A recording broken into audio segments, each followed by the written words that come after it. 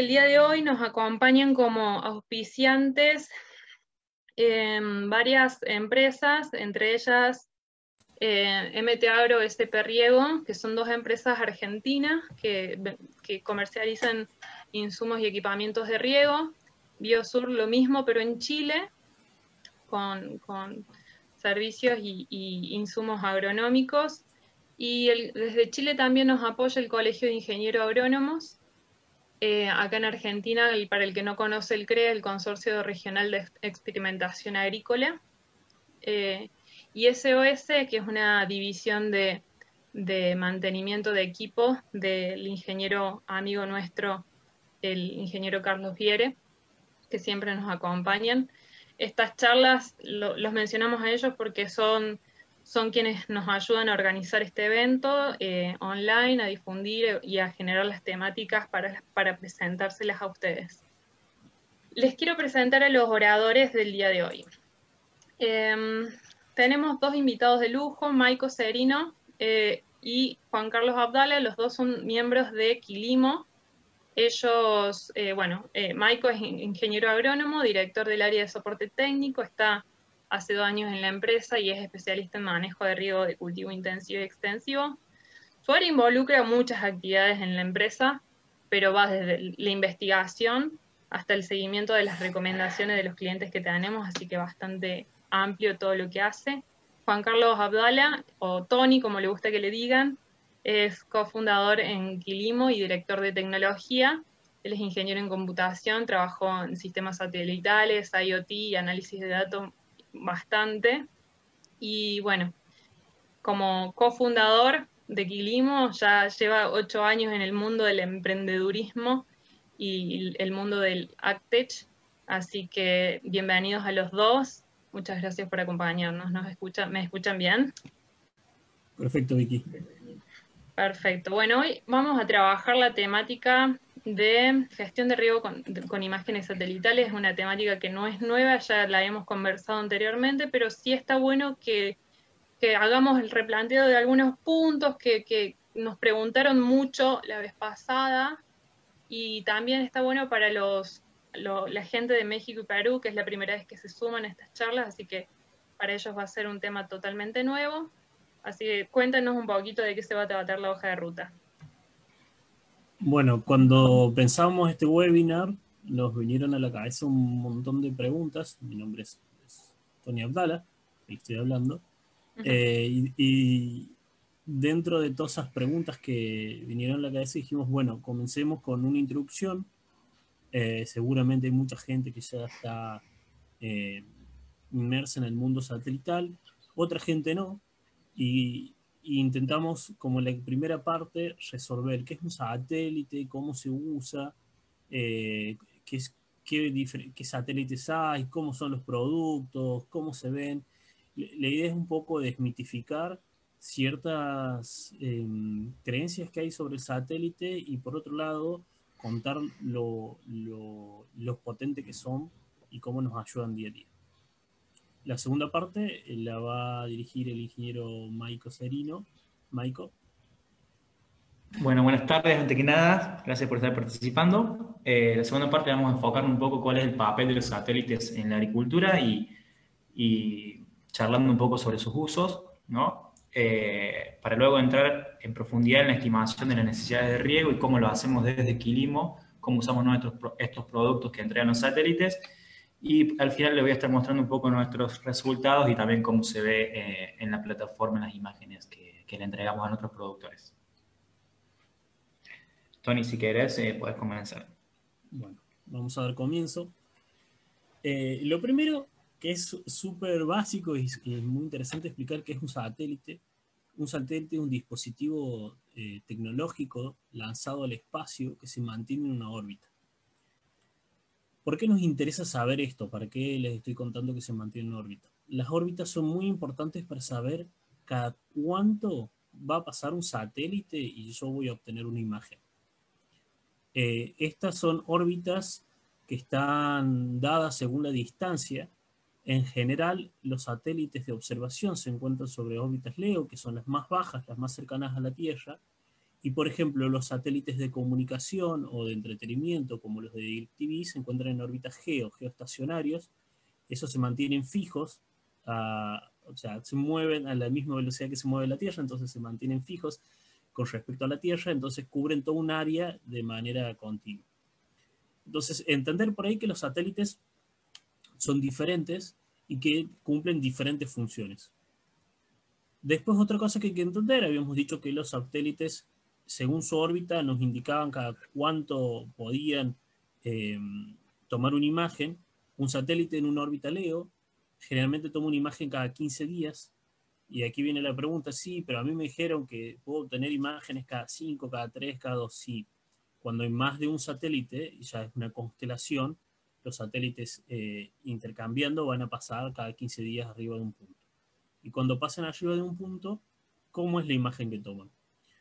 Según cada satélite, cada empresa define cuadrículas, a las cuales llamas tiles, en donde define un sistema de coordenadas, utiliza un sistema de coordenadas en cada una de esas cuadrículas, y de esta manera, si alguno quiere acceder a una imagen satelital, no a través de un servicio, sino ir directamente hacia las fuentes, hacia la ESA, hacia la NASA, lo que va a descargar es toda una zona entera donde esté su campo, para después poder cortarla y sacarla de ese campo. Después hay distintos instrumentos satelitales. Los dos que más nos van a interesar en la agricultura son los instrumentos ópticos y los instrumentos de radar. Los instrumentos ópticos son los cuales nos generan imágenes que normalmente vemos, por ejemplo las de Google Maps, y estos funcionan como una cámara, pero ya le vamos a explicar un poquito la diferencia. En vez de darnos una imagen de resultados, nos van a dar pequeñas bandas de resultados. Ahí continuo, se los cuento más en detalle. Y después hay sistemas de radar, que en Quilimo lo estamos comenzando a usar, todavía no están disponibles comercialmente, pero estamos comenzando a usar el sistema de radar. La ventaja que tienen los sistemas de radar es que no son bloqueados por las nubes, entonces podemos tener imagen siempre, y eso es una de las primeras cosas interesantes de las nuevas tecnologías. Y lo segundo que les contaba, cuando yo tomo una imagen con un satélite, me la va a entregar en bandas. Lo que yo veo, por ejemplo, en Google Maps es todo un conjunto de datos procesados, ¿no? En el caso de una imagen, la que nosotros le llamamos una fotografía satelital, o lo que vemos en Google Maps nuevamente, es un conjunto que se llama RGB, en donde se mezcla una capa azul, una capa verde y una capa roja para obtener una fotografía como la que nosotros conocemos. Pero los satélites, según su misión, eso es una cosa que hay que entender, los satélites, cada satélite tiene una misión específica, van a colocar instrumentos que les permiten tomar no solo este espectro visible, sino espectros invisibles, como los infrarrojos, los térmicos, y no todos los satélites van a tener ni la misma cantidad de bandas, ni el mismo tipo de bandas, ¿no? O sea, no todos van a tener bandas térmicas, no todos van a tener bandas infrarrojas. Eso va a estar dado según la misión. Ahora, lo que yo veo, lo que termino utilizando es algo que se llama producto. El producto es un compuesto de alguna manera de distintas bandas. Entonces, por ejemplo, un producto, como nosotros vemos como las imágenes, es un compuesto de la banda roja, verde y azul. Y se llama RGB, por sus siglas en inglés. Hay muchísimos productos, cada uno de estos productos responde a una respuesta física y se pueden usar de diferentes maneras. Algunos productos son más generales y otros más específicos. Hay productos que sirven para ver vegetación, hay muchísimos productos que sirven para ver cómo varía la vegetación, y cada uno es particular. Ahí hay otra cosa que es interesante hacer hincapié: hay constantemente nuevos descubrimientos de productos, pero uno siempre que quiere usar algún producto, fíjese en qué tan fuerte es su aval académico, ¿no? Cuántas publicaciones se encuentran sobre eso, cuánta experimentación, cuánto trabajo a campo hay sobre cada uno de estos productos que vamos a usar nos va a dar una idea de contra qué estamos trabajando, ¿no? Después otra cosa que tampoco nos cuentan mucho, pero está y es interesante saber, es que la imagen que se entrega, la primera imagen que podemos encontrar de un satélite necesita correcciones. Las dos más generales son radiométricas y geométricas. La radiométrica es por la influencia que genera la atmósfera e intenta corregir y calibrar los sensores, o sea, qué es lo que estoy viendo, que intento trabajar sobre eso, y se hace todo un procesamiento. Y después una corrección geométrica, que es para posicionar bien cada uno de mis píxeles, para que el píxel que tomé de la imagen de la anterior vez sea igual que el mismo que estoy viendo ahora. ¿Está? Aquí esto va evolucionando a según cómo evolucione el satélite. Hoy por hoy, las empresas están tendiendo a entregar productos, pero en la vida relativa de los satélites, en general, cuando apenas se lanza un satélite, vamos a dar el ejemplo de Sentinel, la primera información a la cual yo puedo tener acceso no tenía corrección de ningún tipo. A medida que empezaron a avanzar y a ponerlas públicas, ya empezaban a obtener otros tipos de correcciones, hasta el día de hoy, a llegar a un nivel de corrección, diríamos casi completa. En el caso de Sentinel, a partir de diciembre del 2018, están todos los productos nuevos, y creo que para atrás de 2018 podemos encontrar corregidos, pero solo en zona de Europa. Si no, si bajamos de 2018 para atrás, vamos a tener que aplicarle alguna corrección.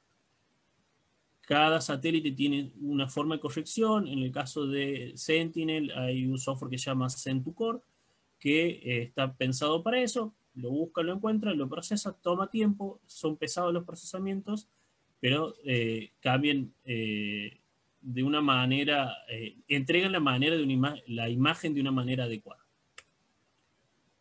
Habíamos hablado de producto. Un producto que nosotros usamos mucho es el NDVI.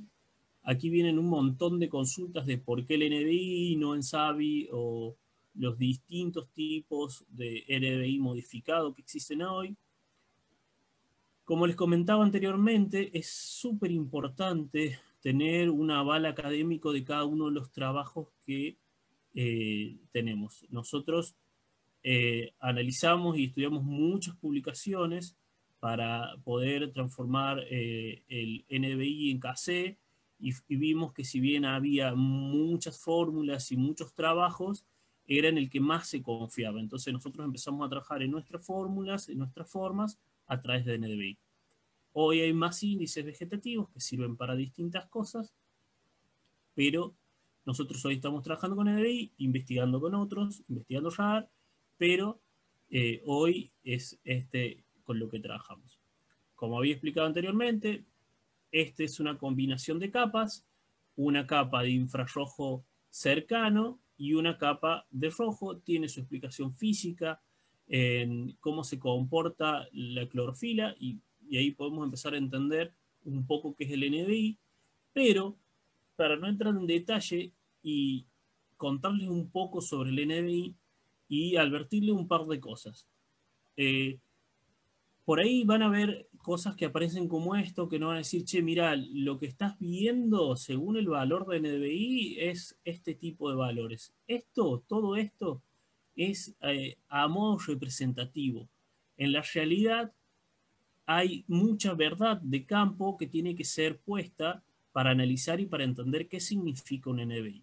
Por ejemplo, en cultivos extensivos tenemos la distribución de plantas es menor, entonces vamos a tener un NDVI más homogéneo, a menos que haya cambios en el lote, y ahí podemos ver la solubilidad del lote. Mientras que en intensivos tenemos que tener en cuenta que hay caminos, que hay que hacer otros trabajos para poder obtener el dato. Y aquí viene la siguiente explicación. ¿Qué es un píxel? Muchos han escuchado hablar de esto. Esto en una imagen es la mínima representación de la imagen, y no es algo que yo estoy viendo con más o con menor zoom. Es la mínima representación posible de la imagen. No puedo ir más que lo que me permite el píxel. Ahí Hollywood nos ha mentido un montón de veces que hace un montón de cosas y trabaja. Ahora hoy hay Machine Learning y Deep Learning que realmente hacen eso, pero no en lo que son imágenes satelitales, sino en lo que estamos viendo nosotros, sino que lo que entra dentro de un píxel es lo que vemos, ¿no? Entonces, aquí el tamaño de los satélites nos va a afectar y nos va a dar esos datos y vamos a tener que tener cuidado porque según nuestro cultivo vamos a necesitar más o menor resolución. Después otra cosa que es interesante saber es la interpretación. La representación, perdón. La representación, en general hay dos grandes cosas que nos muestran cómo represento la imagen. La imagen es un conjunto de datos que yo busco la forma de representar. Si yo me bajo una imagen, no tiene ningún color, no tiene ninguna forma, no hay ninguna escala preestablecida, sino la que yo quiera preestablecer. Entonces yo puedo jugar y elegir escalas más pequeñas o escalas más grandes. Esto va a depender un poco el uso que vaya a dar. Y en caso de este también la interpolación. Esto es una interpolación discreta, esto es una continua. Y, por ejemplo, la discreta nos permite ver puntualmente que hay algún cambio extraño, mientras que la continua, estas dos imágenes tienen la misma resolución, por ahí nos permite ver gradientes de cambios de cosas, pero cuidado porque entre la interpolación y las escalas podemos generarnos cambios que realmente no existen, ¿no? Entonces, una problemática que es importante definir, que es tanto qué interpolación y qué escalas voy a decidir usar o cómo les voy a colocar. De nuevo, no hay una escala generalizada, no hay una forma definida que diga esta es la forma en la que se debería hacer, sino la que más convenga a cada uno. Si usamos escalas más pequeñas, vamos a ver cambios más drásticos, entonces cuando vemos un cambio, vamos a entender que hay un cambio verdadero ahí, y en escalas más grandes podemos ver datos con mucha variación y que los cambios no estén, pero al mismo tiempo, si me interesa ver pequeños cambios, voy a tener que usar escalas más grandes. Después, resolución espacial. Aquí tenemos una comparativa del mismo lote, no es el mismo día, sí para Sentinel y para Planet, no para el de Landsat, pero lo que estamos viendo aquí es lo que les decía, el píxel y la resolución. A esto, cuando hablen de satélite, van a hablar de resolución espacial. Por ejemplo, Landsat tiene un píxel de 30 metros por 30 metros.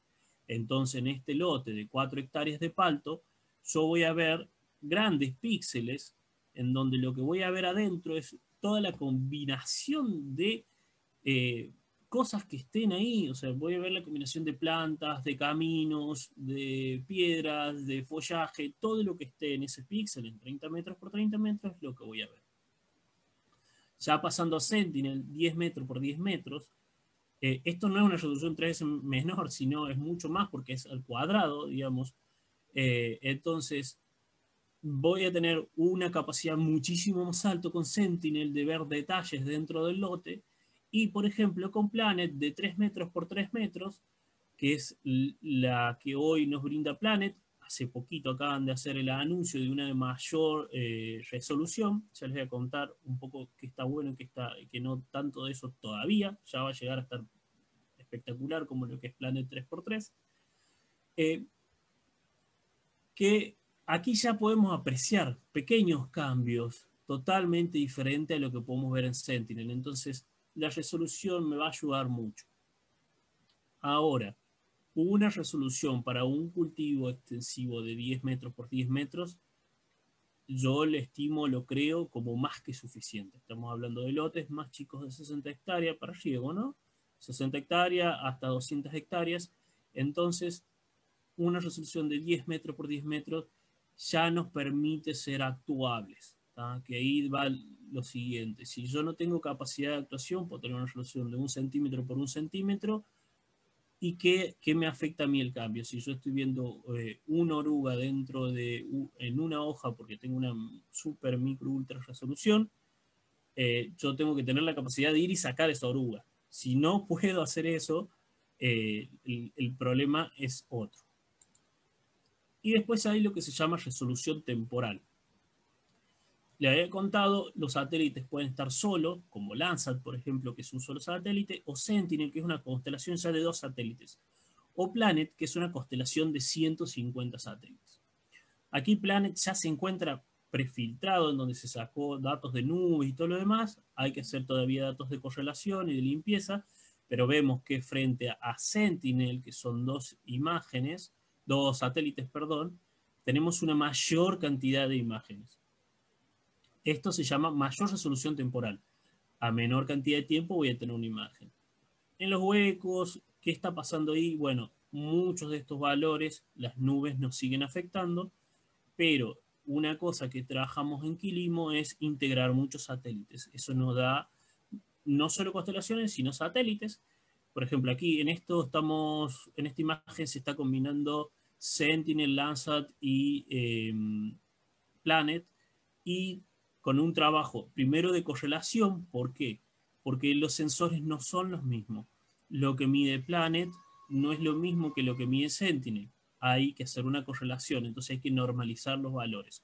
Entonces yo digo, ayer me dio un NDVI de 0,7 en Sentinel, pero en Planet me dio 0,5. Bueno, pueden ser que los dos estén hablando de lo mismo, pero como son distintos sensores, el dato te lo entrega de manera diferente. Entonces, ahí hay que trabajar en correlacionar los valores y normalizar los valores que tenemos para que nos entreguen una curva con la que podamos trabajar. Esto es más complejo cuando se hace día a día, cuando se hace en el mismo día que lo que va pasando, y es más complejo cuando no tenés, digamos, los datos completos. ¿Qué significa eso? Yo no sé lo que va a pasar mañana. Entonces, Quilimo tiene muchos algoritmos para estos momentos complejos en donde, por ejemplo, no hay ninguna imagen satelital, estimar el comportamiento por cómo venía el satélite. Aquí hay Machine Learning, Deep Learning y muchas cosas que se trabajan sobre imágenes. Espero haber sido de utilidad. Lo que les conté, ahora voy a pausar como comparto, les va a hacer un par de preguntas Victoria y va a continuar Michael. Muchísimas gracias por su tiempo. Muchas gracias, Tony. La verdad que súper interesante. Y el trabajo que hacen, ¿no? Del Machine Learning, Deep Learning, creo que amerita también una charla aparte, comprender cómo funcionan esas configuraciones. Quiero preguntarle a los que están del otro lado si cómo ustedes están haciendo este uso de imágenes satelitales, ¿no? Hay algunos que los están aplicando ya en su cotidianeidad, asesores, productores, desde donde estén viéndonos, pero ustedes, de los que están del otro lado, me imagino que lo usan para sus campos, para sus propios cultivos. De ser así, les pregunto qué cultivos manejan para el uso y si ves que usan, ¿no? Las imágenes satelitales. Ahí les lanzo la encuesta para conocer un poco más, ¿no? Y después, pasado el webinar, podamos contactarnos y mostrarles también resultados que tengamos dentro de los cultivos que ustedes manejan, para mostrarles cómo vemos las imágenes satelitales. Pero bueno, eso también lo va a mostrar un poco, lo vas a mostrar vos, Maiko, hacia el final de la charla, ¿verdad? Maiko, ¿estás ahí? No sé si nos escuchas, pero... Ah, Perdón, bueno, estaba muteado. sí, No, puede decía pasar. que, bueno, vamos a contar un poco el uso de los productos que nos brindan estos satélites en el agro y mostrarle un poco también lo que nosotros le ofrecemos a los productores. Perfecto. Bueno, mira, te anticipo que de los que están presentes, la mayoría es de cultivos intensivos, pero también hay una bastante porción.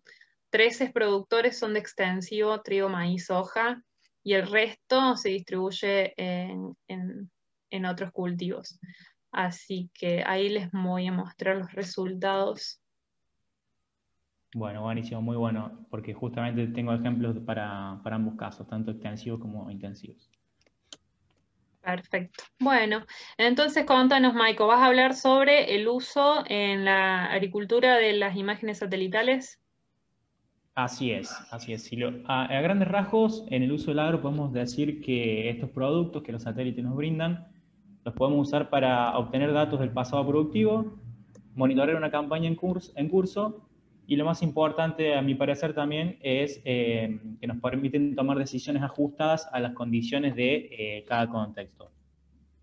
Entrando un poquito ya más específico a tareas o cosas que podemos usar estas imágenes, para el pasado productivo nos puede servir para identificar zonas dañadas, zonas con potencial de erosión o áreas inundables, ver niveles de rotación, por ejemplo, quizás en algún campo que hacemos comprar o alquilar para ver cuál fue el manejo y la calidad de ese suelo, ver presencias o ausencias de sales y entre otras desarrollos que podemos hacer. En cuanto a la presiembra, podemos detectar puntos de muestreo diferenciales, determinar zonas para un manejo por ambientes, como por ejemplo para hacer todo lo que es siembras variables y fertilizaciones también variables. Podemos hacer monitoreo de malezas y cultivo de cobertura para ver si es necesario aplicar algún herbicida para controlar, por ejemplo, el maleza o secar el cultivo de cobertura. Y también podemos controlar la calidad de esas aplicaciones de los herbicidas y ver qué efecto está teniendo en la maleza, ¿no? Ya durante el ciclo del cultivo, las imágenes satelitales nos permiten verificar la implantación del cultivo y la calidad. También verificar la aplicación de herbicidas, fungicidas y plaguicidas y el efecto que esté teniendo. Determinar distintos niveles de ataques de plagas, sobre todo en grandes extensiones, muchas veces las plagas no atacan de manera uniforme el lote, sino que lo hacen como en ciertas zonas. Y a veces es difícil detectarlo, con imagen podemos detectarlo y ver también cuál es el nivel de ataque y si está dentro de nuestro umbral de nivel de daño económico para aplicar y controlarla a la plaga. Podemos también estimar las necesidades de riego y acá es donde voy a estar haciendo un poco más adelante y cómo lo hacemos desde Quilimo. También lo que nos permiten hacer es estimar rendimiento, dirigir el monitoreo para ir directamente a un punto y no estar recorriendo todo el lote y perdiendo tiempo. La verdad que las imágenes satelitales también nos permiten esto, ¿no? Ganar en tiempo. Y podemos hacer un análisis de la superficie afectada por granizo o algún exceso hídrico en caso de que haya ocurrido. Y ya, bueno, después de la cosecha, podemos tener hacer un seguimiento, ¿no? de nuestro barbecho y ver cómo vienen las malezas. Más que nada, acá, todas estas actividades, varias son para cultivo extensivo, pero también muchas se pueden usar para lo que es intensivo, ¿no? Y entrando ya en la estimación de la necesidad de riego, como le conté anteriormente, quiero contarles cómo lo hacemos desde Quilimo para obtener este consumo de nuestro cultivo, de nuestro lote, de nuestro sector. Lo que hacemos en primera instancia es calcular la evapotranspiración potencial. Esa evapotranspiración potencial la obtenemos a través de la ecuación de Pema-Montier, ¿no? Que para obtenerle el dato necesitamos una serie de variables, de conocer una serie de datos como son la radiación, la temperatura, el viento y la humedad. Con esos datos los ingresamos a esta fórmula todo de manera automática y se genera el dato de evapotranspiración potencial. Estas variables climáticas las obtenemos a través de una red de estaciones climáticas. Y digo una red y es muy importante marcar esto porque no tomamos el dato de una sola estación para este cálculo, porque entendemos que muchas veces las estaciones se descalibran, sufren daños y muchas veces hasta que se arreglen y demás lleva su tiempo y termina afectando el dato. Entonces utilizamos una red de estaciones, trazamos un radio de nuestro lote para conocer todas las que están a nuestro alrededor, en las cercanías, y generar un dato confiable de evapotranspiración potencial, ¿no? Con todos estos datos prefiltrados y sacando datos malos.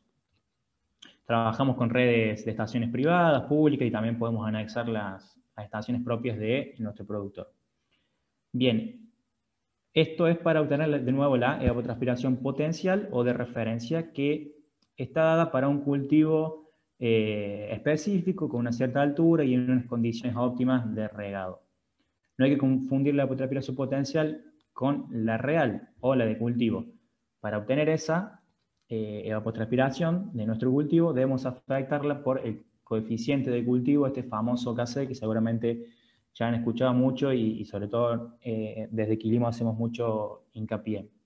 Afectando esa evapotranspiración potencial por nuestro Kc, nos va a terminar dando la evapotranspiración del cultivo y saber realmente cuánto está consumiendo. Y acá es donde entra en juego las imágenes satelitales y los productos que estos satélites nos entregan. En Quilimo utilizamos satélites como MODIS, Landsat, Sentinel y Planet recientemente. Se procede a una integración y a una normalización de todos esos datos para obtener las imágenes de NDVI y obtener un valor de NDVI por cada lote. Cada satélite tiene su resolución en particular, MODIS 250 x 250, Landsat 30 x 30, Sentinel 10 x 10 y Planet 3 x 3, como les comentó Tony anteriormente. Con este proceso, ¿no?, de integración y normalización, vamos obteniendo los valores de NDVI. Ese dato de NDVI que obtenemos para nuestro sector está conformado por un promedio de todos los píxeles que conforman la imagen satelital. Y con ese dato, a través de un algoritmo propio de Quilimo, lo correlacionamos a lo que es Kc, o sea, nuestro coeficiente de cultivo. Y esto se puede hacer porque el NDVI es un indicador de la biomasa fotosintéticamente activa que permite detectar anomalías en la vegetación, como estrés hídrico, enfermedades, foliaciones y demás, ¿no? Entonces, nos permite tener una realidad de nuestro lote, un Kc 100% real, porque toda acción, todo manejo, todo efecto climático que esté ocurriendo sobre nuestro lote va a estar afectando nuestro NDVI, por lo tanto va a afectar a nuestro Kc. Ahora bien, entrando ya a los resultados que obtenemos de nuestro Kc a través de imágenes satelitales, vemos que más del 90% de las curvas de Kc, del lote que monitoreamos con Quilimo, encontramos diferencias con respecto a Kc de tablas, ya sea Kc realizado por entidades como la FAO, o algún instituto privado, o alguna universidad. Y estas diferencias suelen estar en los valores máximos o mínimos, o en algún momento durante la etapa de desarrollo del cultivo siempre alguna diferencia hay, porque los Kc de tabla fueron diseñados para una condición específica, cierto cultivo, cierta variedad, con cierto manejo de riego, de fertilización, ciertas condiciones ambientales, porque estuvo en cierta latitud. Entonces, muchas veces se comete el error de utilizar esos Kc de tabla que se crearon en cierto momento para extrapolarlos a nuestra realidad, que muchas veces, y la mayoría de las veces, no es la misma. Igualmente, pasar de no usar un Kc a usar un Kc de tabla ya es una mejora realmente significativa, ¿no? Pero poder utilizar esta tecnología de las imágenes satelitales para ser aún más eficientes, la verdad que el impacto que puede tener es mucho, mucho más grande aún. Y ahora entrando ya a detalle de cuáles son esas diferencias, en esta diapositiva quiero mostrarles un ejemplo de maíz del norte de la provincia de Córdoba, acá en Argentina. Como pueden ver, la curva azul es un Kc de tabla de FAO, ¿no? Este es el Kc que te brinda y que te indica, que te va indicando los valores desde días de siembra, desde que se sembró. Y las curvas verde y amarilla son dos lotes monitoreados por Quilimo, uno al lado del otro. Es el mismo híbrido.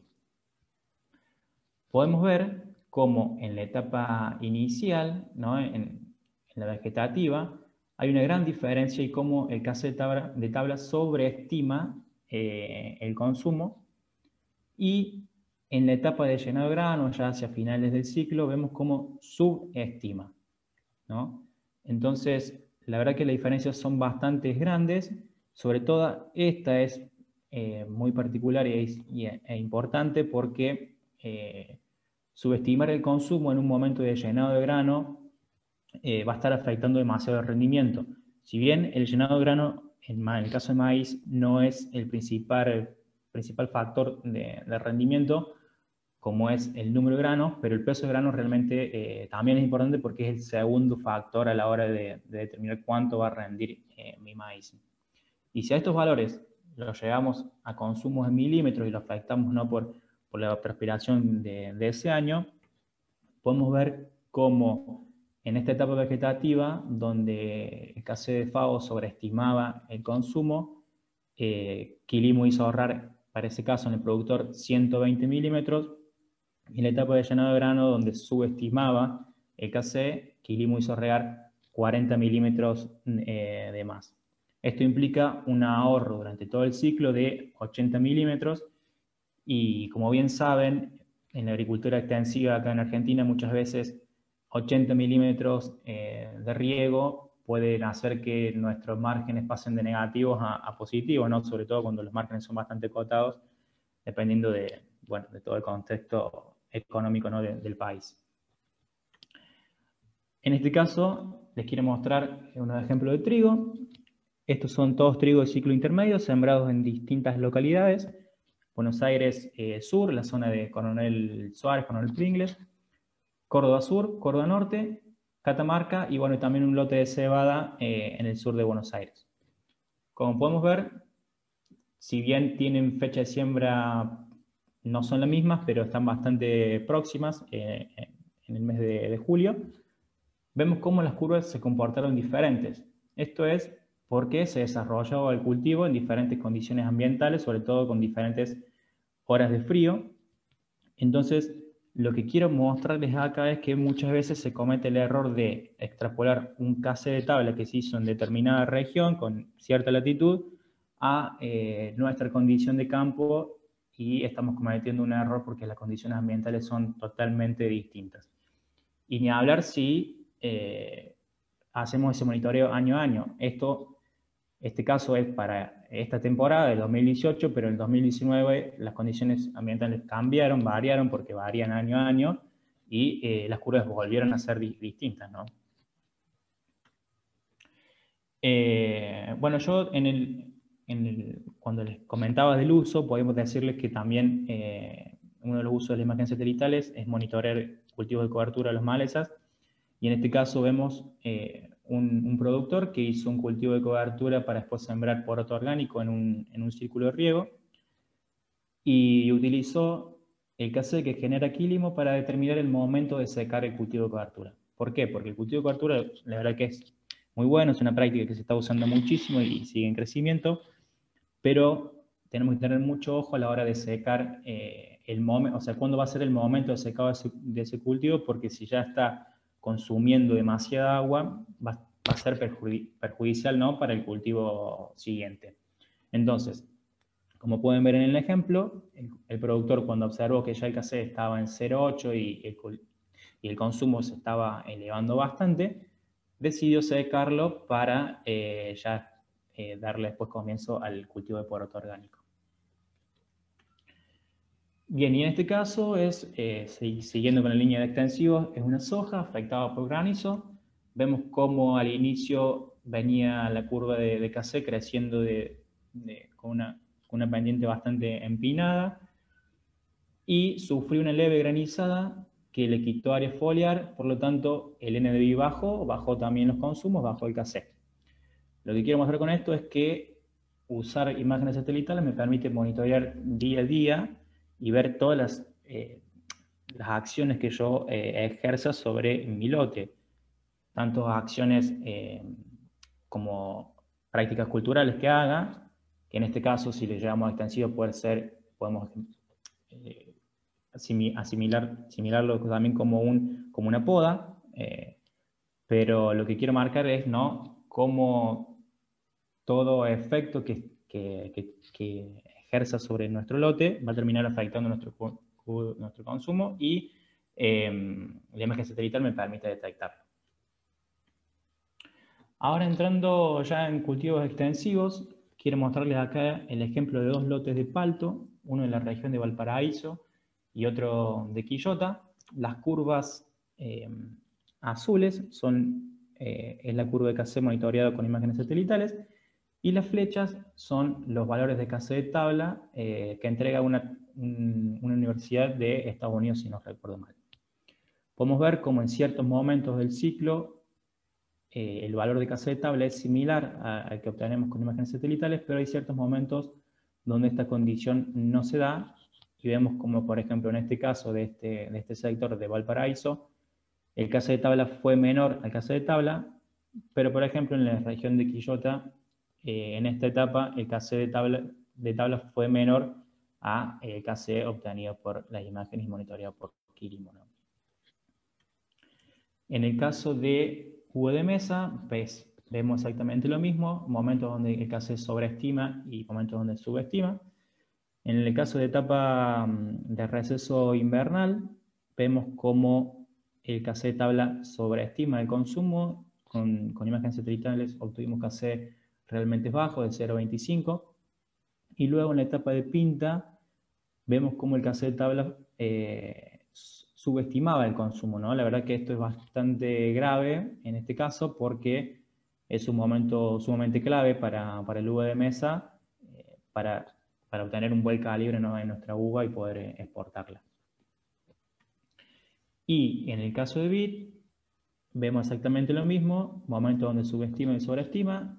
En este caso vemos cómo la vid de monitoreada en la región de Valparaíso, la curva de KC fue bastante estable comparado con un KC de tabla donde los saltos y las variaciones son más marcadas, y muchas veces el KC de tabla nos entrega 2 o 3 variables durante todo el ciclo, y en cambio acabamos haciendo el monitoreo continuo, cada 2 o 3 días se va actualizando esta curva y vamos reflejando la realidad de nuestro lote. Todo esto se traduce en un ahorro de agua, ¿no? Bien, ahora entrando ya en la visualización de la plataforma, les voy a contar rápidamente cómo se ve Quilimo y cómo pueden ver estas imágenes y estos KC. Esta es la vista donde ustedes se loguean, ingresan y van a poder observar sus sectores que están monitoreando. Cada uno de estos círculos representa su sector. Dentro de ese círculo encontramos en porcentaje el contenido de agua útil del día. Si está en rojo, quiere decir que está por encima de nuestro umbral de riego, y si está en azul, está por debajo de nuestro umbral de riego. Aquí en la derecha podemos observar las recomendaciones que hacemos. Nosotros recomendamos cuándo y cuánto regar. La verdad que la reco es muy simple y sencilla. Decimos cuántos milímetros o horas en el caso de que el productor se maneje de esa forma. Y aquí un registro de las lluvias y riegos que se fueron efectuando durante la campaña. En este caso es un campo de Chile donde no hubo precipitaciones durante ese momento, solamente hay ríos cargados. Si hacemos clic en uno de estos círculos, entramos a una vista detallada del lote, donde podemos ver el balance hídrico, porque en Quilimo, para dar nuestras recomendaciones de riego, nos basamos en la técnica de balance hídrico. Aquí pueden observar cómo se fue moviendo el contenido hídrico durante toda la campaña. La línea amarilla es el umbral de riego, a partir del cual queremos recibir recomendaciones de riego y estar siempre por encima, ¿no? Este puede ser variable. Vemos la lluvia y riego que el productor va cargando. Con estos botones, cada vez que efectúe un riego o ocurre una precipitación, el productor las carga. Y aquí a la izquierda tenemos las imágenes de NDVI. En este caso está así separado porque está dividido por operación de riego, es por eso que la imagen se ve así. Y con esa imagen de NDVI vamos generando la curva de KC y el productor la puede ir chequeando día a día aquí en esta gráfica, y también puede ver las evapotranspiraciones, tanto potenciales como las reales. Y aquí por último tenemos un registro de las actividades, de las lluvias y riego. Si nos equivocamos en una carga de riego, por ejemplo, podemos borrarla y el balance se actualiza al instante, es todo automático. En este caso es un balance de un cultivo de maíz. Como también tenemos productores de extensivos, quería mostrarlo y principalmente mostrar cómo el productor decidió tener una estrategia variable en cuanto a los umbrales de riego, ¿no? Lo que buscaba el productor es aumentar su rendimiento, entonces decidió subir los umbrales de riego en periodo crítico, aproximadamente en B10, B12, mantenerlo durante unos 40 días y luego volver a un umbral de 40%. y vemos cómo los riegos se concentraron o no dentro de este periodo, y se puede ver cómo también el año en cuanto a lluvias fue realmente muy bueno. En este caso la imagen ya está en rojo porque el cultivo estaba entregado, pero podemos ver cómo la curva de KC se fue subiendo y bajando a medida que se iba entregando el cultivo. Y por último, les quiero mostrar una nueva visualización que estamos teniendo, que llamamos feedback rápido, donde lo que mostramos son los consumos, o sea, la evapotranspiración real acumulada. Se puede ver de los últimos 30 días, la acumulada de los últimos 7 días, o la evapotranspiración de ayer. Y a su vez, también podemos ver una proyección a 7 días de cómo va a estar ese consumo. Algo también que no mencioné, importante, por eso vuelvo, es que, si pueden observar en la imagen, tenemos una línea punteada. Esa línea punteada es una proyección a 7 días de cómo va a estar nuestro contenido hídrico. Entonces, nuestra recomendación de riego, ¿no?, de cuándo y cuánto regar, va a estar basada en esa proyección, porque entendemos que entre que Quilimo da una recomendación y el productor la puede ejecutar, va a pasar un tiempo, ¿no? Tiene que avisar al operario, quizás no tiene el personal a campo disponible para hacerlo en ese momento, entonces siempre nuestras recomendaciones son anticipadas, adelantadas, para que se pueda efectuar de manera óptima y el cultivo no sufra ni siquiera un día de estrés. Bien, volviendo a la vista de feedback rápido, puedo observar cada uno de sus consumos, la ubicación de los lotes y las imágenes satelitales con las cuales se calcula esta curva de KC. En este caso es un cultivo de durazno de la provincia de Mendoza, en la zona de Tunuyán, donde, bueno, el cultivo ya está entregado, ¿no? Bueno, eso fue, Vicky, todo por mi parte. No sé si querés hacer algunas preguntitas. Sí, Michael, la verdad es que muchísimas gracias por la presentación que hiciste, súper detallada, completa, concisa. Yo no soy agrónoma, pese a que estoy coordinando la Academia de Irrigación, pero vos sabés que es interesante ver cómo usan los datos satelitales, cómo lo combinan con otra información y se puede hacer una herramienta útil y parece tan simple que realmente para los productores que están escuchándonos del otro lado, de hecho, les resulta atractivo. Y para el que no utilice imagen satelital para la toma de decisión de riego, que es un factor crucial a lo largo del ciclo de cultivo para generar rendimientos máximos, ahorro de agua, ¿cómo toman la decisión de riego? Es una pregunta que me hago porque hay que considerarlo como un factor para generar al final las ganancias que uno espera. Así que lo lanzo como una encuesta para que me cuenten los que están del otro lado qué herramientas utilizan para la toma de decisión del riego. Hay gente que tiene más tecnificación, menos tecnificación, y que hay personas que también siguen haciéndolo a ojo, al tacto, que la verdad es que nada, son métodos que subsisten todavía pese a la cantidad de herramientas que cuentan, pero bueno, un poco esto era el objetivo de la academia, poder visibilizar cuáles son las tecnologías, cuáles son las herramientas, los recursos, así que gracias de nuevo por la presentación. Y te cuento, dicho sea de paso, Maiko, que lo que me está arrojando la encuesta es que del otro lado hay mucha gente que decide, la mayoría de hecho, para saber cuándo y cuánto regar, hacen muestras de suelos o usan calicata. ¿Qué te parece esa respuesta? Sí, la verdad es que vemos que siempre gana estas técnicas, ¿no es cierto? La verdad que yo particularmente creo que la calicata brinda mucha información, como podemos ver el perfil del suelo, cómo están las raíces, el bulbo de mojamiento y demás. Creo que es una buena herramienta para que me da otras perspectivas, ¿no? Pero muchas veces, para tomar la decisión y ser fino a la hora de cuándo y cuánto regar, creo que esa técnica se está basando más en una sensación, y muchas veces tomar decisiones en base a sensaciones puede hacer que estemos haciendo las cosas más o menos bien o más o menos mal. Y lo digo no solo en decisión no solo de regar, sino en todas las decisiones agronómicas que tomemos.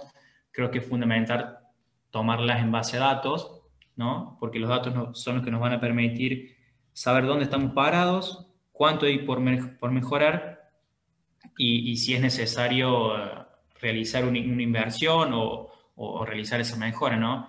Y dentro de ese camino a mejorar, creo que es importante que sumemos a la tecnología y sumemos a empresas que se dedican a esto, de riego, de toma de decisiones de fertilización, hay miles de empresas que se dedican a la agricultura de precisión y yo siempre digo cada vez que estoy en un webinar, les digo a los productores que se animen a probar estas tecnologías, que llevan su tiempo de adaptación y de entenderlas y llevarlas a su realidad, pero una vez que están 100% adaptadas, los cambios y los resultados se ven de una manera muy rápida y son, la verdad, que muy significativos. Así que, nada, los invito siempre a probarlas.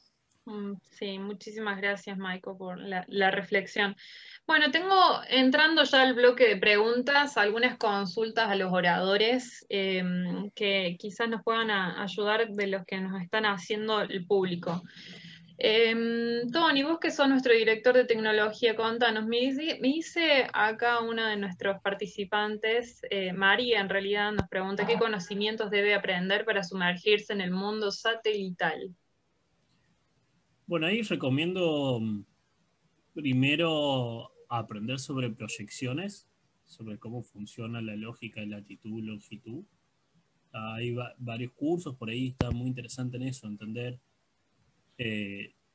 todo lo que está relacionado al manejo de las imágenes, los shapes, las formas, entender que son polígonos, los distintos tipos. O sea, es muy interesante primero ingresar en eso. Hay un par de cursos y por ahí ayudado por algún IDE, por ejemplo, QGIS. Hay muchos cursos que trabajan sobre QGIS y empezar a aprender sobre eso. Y después, en cuanto a cosas implementadas en la agronomía, también hay muchos libros que son muy interesantes, que nos cuentan un poco de los índices y cómo funcionan y para qué son. Hay mucho camino interesante para hacer ahí. Pero bueno, de mi lado es algún curso, hay bastantes cursos de QGIS. Iniciar con eso puede ayudar mucho para poder ir probando las distintas cosas. Perfecto, bueno, espero, María, que te sirva esa respuesta. Otra consulta nos dice, Santiago, ¿cómo abordan el problema de la saturación de NDVI, por ejemplo, en un maíz bien fertilizado en floración? No hemos tenido problemas con el tema de la saturación de NDVI, lo hemos comparado con EVI y con EMSAVI, y la verdad es que las variaciones de lo que es el KC en cuanto al tipo de transformaciones que hacemos nosotros no varía tanto en cuanto cuando satura, ¿no? Nuestras pruebas con otros índices nos dan que la variación ahí en saturación no afecta al valor final de KC, más que todo porque es una etapa y no va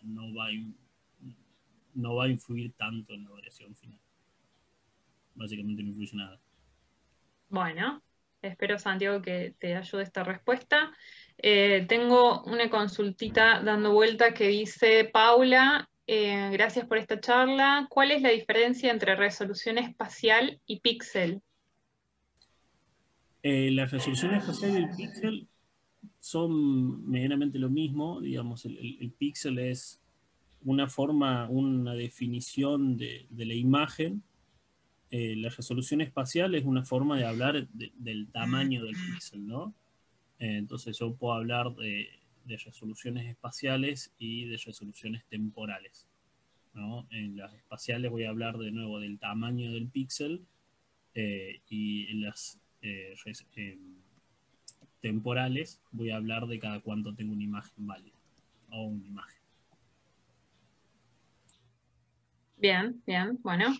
Hay otra pregunta que dice Matías Carrasco, si Las estimaciones y recomendaciones que hacemos se basan únicamente en datos obtenidos de imágenes satelitales o también complementamos con otros datos. Bueno, algo de esto Maiko estuvo contando, que era una combinación de imagen satelital, meteorológicas. Sí, Maiko, ¿querés ampliarnos? dale. Mira, no profundicé mucho en ese tema, pero porque la idea era enfocarme más en lo satelital.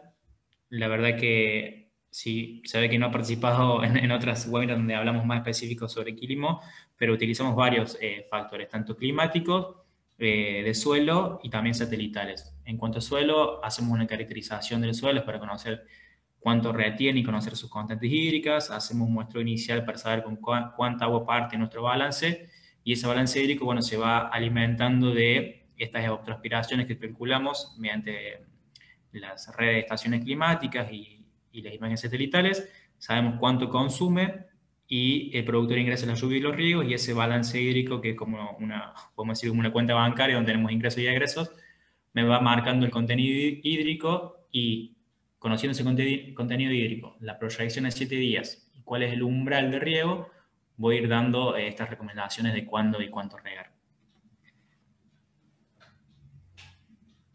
Muchas gracias por la respuesta, Maiko. Ya para ir cerrando, quiero hacerles una pregunta que también estuvo dando vueltas a lo largo de la charla, que gente nos comenzó a preguntar por privado, si, bueno, cuánto era el costo de servicio. Todos los que estén con dudas que no han sido respondidas, les anticipo que luego por correo electrónico les acercaremos la respuesta.